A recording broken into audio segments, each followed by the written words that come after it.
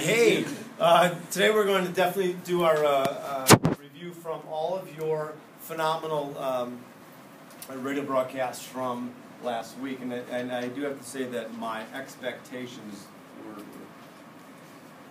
definitely surpassed what I thought y'all would produce, and you guys did a great job. So over the weekend, while y'all were just having a good time, going to the beach or whatever you crazy kids do over the week, I worked.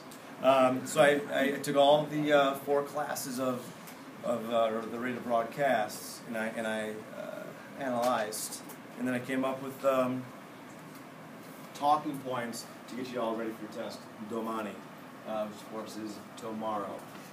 The overall theme, we got into the 20s, and so if we do get an essay on this in May, because I'm not planning on giving you a 20s essay, but the overall theme, modern versus traditional, right? And so it's kind of where we are going to start with our taking all of your feature stories and then try to make it all fit into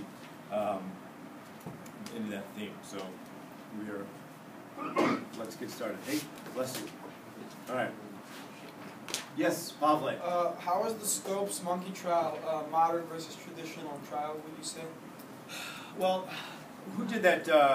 Who did the broadcast? Yeah. All right. So the quad back there did a phenomenal job of creating, setting the tone of Scopes Monkey. You've heard of Dayton, Tennessee, right? Of course. Absolutely, everyone has. And so Tennessee is typically kind of considered part of the Bible Belt, an ultra-conservative, religiously conservative state. So, Scopes Monkey Trial is where, and Tim kind of talks about this in the chapter, it's science is really driving the modernist viewpoint. And so this substitute biology teacher, Biología, what was his name? Thomas? John Scopes was his name, right? Yeah, he violated some type of an act. The Butler Act, very good. The Butler Act said no teaching of evolution in schools. And why do you suppose they don't want evolution taught? What do they want taught? Creationism. And creation by whom? God.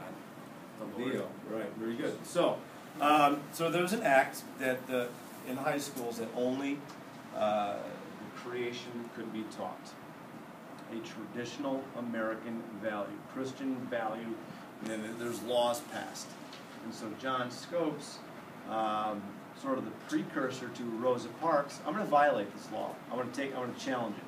So Scopes taught evolution. We all came from, I don't know, like the monkey, and he gets arrested. All right. So Scopes Monkey is the modern with evolution versus the traditional creation. You all heard of the prosecutor William Jennings Bryan. Thou shalt not crucify mankind on the cross of gold. That guy, Mr. Conservative Christian, and his, he was prosecuting Scopes, and Clarence Darrow was the defender from the ACLU, American Civil Liberties Union, which, by the way, is the same Clarence Darrow that represents Leopold Lovett in their trial. So Clarence Darrow was a well-known attorney. And who won the trial? Creation or evolution? Creation. Creation won the trial. All right. Fined to $100. And it was later reduced to $1. All right. And then, but what did most what did most intellects, academics of that time period believe?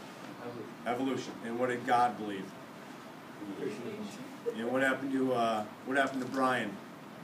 He died. He died right after God wanted to talk to him, say, this is what's what. All right. So that was the trial of the decade as far as pitting the modernist versus traditional. And so that's kind of what I definitely want you to remember about the Scopes Monkey trial as far as tying into our theme.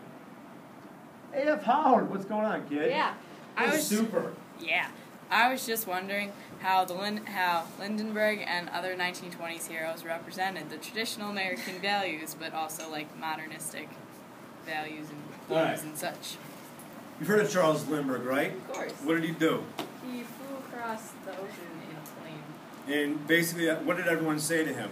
He couldn't do it. Couldn't do it. And what I always say is, why not you? Why not us? Why not me? Why can't I do it? I'm not even sure what that means up on the board. And war through the majesty of song? I don't even know what that means. You know, my time our shoes. What does that even mean? Means exactly what it sounds. Fair enough. What if I don't know what that means? All right. So, Lindbergh, Charles Lindbergh, George Herman Ruth back there in the corner. Want to show George in the corner? All right. So there's George. You had a lot of sports icons. You had Jack Dempsey, the Manassas Mauler. All right, they're going to be boxing there, eh? All right. You had Babe Ruth, you had Lindbergh, and what they represent in the traditional view. These guys represent the great American story of we can accomplish anything. And American values based back in those old Puritan values of Massachusetts Bay Colony, hard work and determination and faith, you'll succeed. Right? Lindbergh had faith in his skills. He had faith in that dang plane. What was it called? The Spirit of St. Lou, right? So he flew across the ocean, and Babe Ruth was this little orphan kid. Nobody cared about the orphans, right? And what does he do? He goes in and kind of becomes the icon of the 20s. So these heroes represent the American values that we saw with our Gilded Age capitalists as well. Good old-fashioned American rags to riches. Only in this country can really the poor succeed. And so that's how they represent. So that's why the traditionalists love these guys. Now the modernists, they love the bombastic behavior of Babe Ruth. Obviously his name is George. But he becomes such a beloved icon because he did everything in fantastic manner. He literally changed the game of baseball, which was becoming the #1 spectator sport of the 1920s. And that starts America's love with the spectator sport. You love spectator sports. Remember back in 2004? All right, so you loved being a part of it. And back then, the game was all about getting on base and getting a little single and maybe scoring a run and then winning the game. He's like, he changed the game forever. Right? Swing big, hit a home run, and he literally changes how the game is played. And he becomes a extremely popular person. So our modernists kind of attach themselves to these heroes because they are breaking down barriers.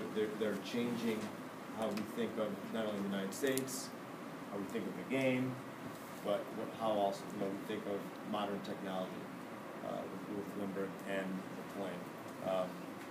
So we will forever love our heroes. Zach, hey, what's up, kid?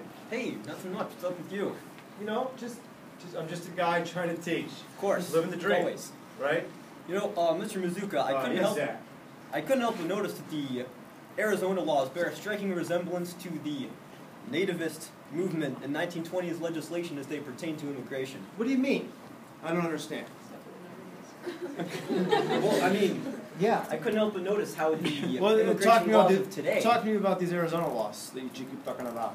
They limit the amount of immigrants that can legally enter the What United is States. that word that we use, people who are anti-immigrant?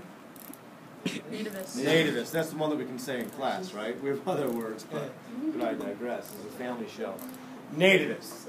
So because of World War I, because of the radical behavior, because of the Russian Revolution, all right? Oh man, beautiful. Because of this radical behavior, Americans became steadfast. Obviously not everyone, but there was a movement against immigrants, right? And so, as in Arizona today, they're trying to protect their Arizona society, passing laws, stringent laws on immigrants. In 1924, our government passed a pretty stringent immigration law, which basically set a quota. All right, and who's this? What is this quota system really favoring? Who's it favoring? Victoria. Was there like immigrants from Northern and Western Europe? How is it favoring the those immigrants? Did it like let more of their percentage in? Yeah. So it took a percentage of the population of immigrants from that nation already in America, set a quota, and that's the money they let in all year. And so that was in 24, and that kind of tied into the fact that there was also a trial that tried to set or make an example of radical anarchist immigrant behavior, and that was the Sacco and Vanzetti trial. And anyone in this class, which group had the radio broadcast of Sacco and Vanzetti? I'm not sure if it was this class or not. Some other classes did a great job in that. But if you need a court case, a trial that really is the nativist trial, that is Sacco and Vanzetti, two Italian anarchists who were accused of murder and armed robbery and murder, so all three.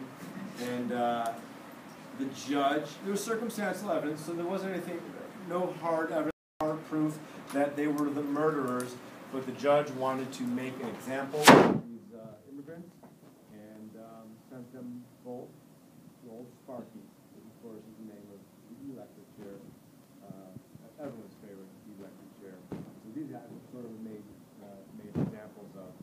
So that was your, that would be your trial for your neighbors.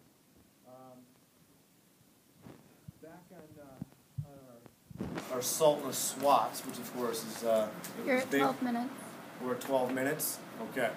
So we'll kind of wrap this up right here, and then we'll go into part 2 in a moment. But I want to talk real briefly on leisure time. And so the 1920s was our first decade where Americans had time and the income, extra income, for leisure activities.